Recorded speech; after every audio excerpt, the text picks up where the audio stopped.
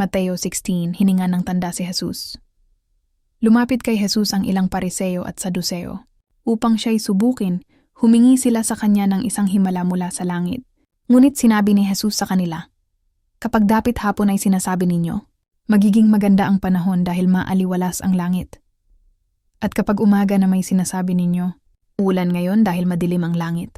Nakakabasa kayo ng palatandaan sa langit, ngunit hindi ninyo mabasa ang mga palatandaan ng kasalukuyang panahon. Lahing masama at taksil sa Diyos. Humihingi kayo ng palatandaan, ngunit walang ibibigay sa inyo maliban sa himalang nangyari kay Jonas."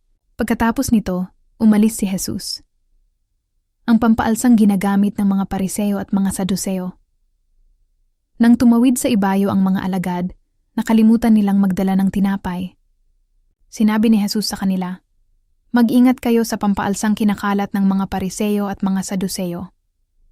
Nag-usap-usap ang mga alagad, wala kasi tayong dalang tinapay. Kaya sinabi niya iyon. Alam ni Jesus ang pinag-uusapan nila kaya't sila'y tinanong, "Bakit ninyo pinag-uusapang wala kayong dalang tinapay? Napakaliit ng inyong pananampalataya? Hindi pa ba ninyo nauunawaan hanggang ngayon? Nakalimutan na ba ninyo ang 5 tinapay na pinaghati-hati para sa 5,000 tao? Ilang kaing na tinapay ang lumabis?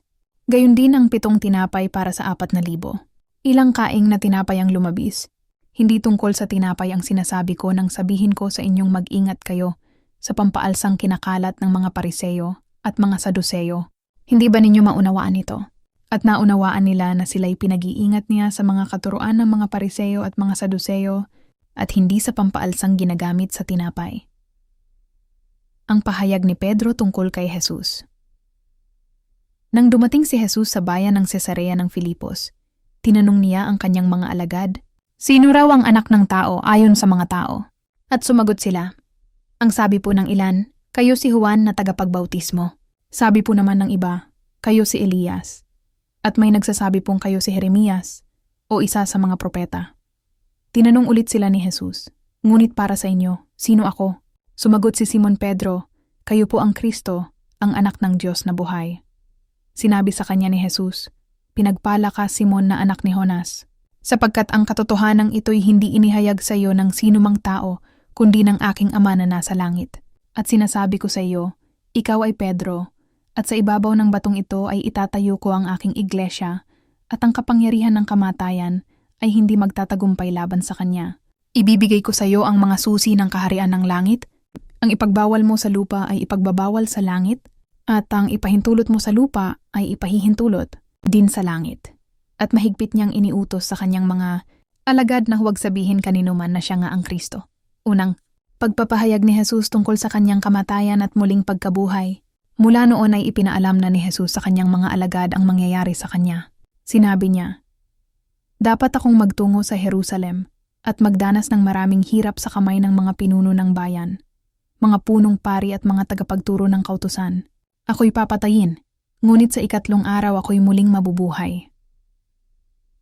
Dinala siya ni Pedro sa isang tabi at pinagsabihan, "Panginoon, huwag nawang itulot ng Diyos.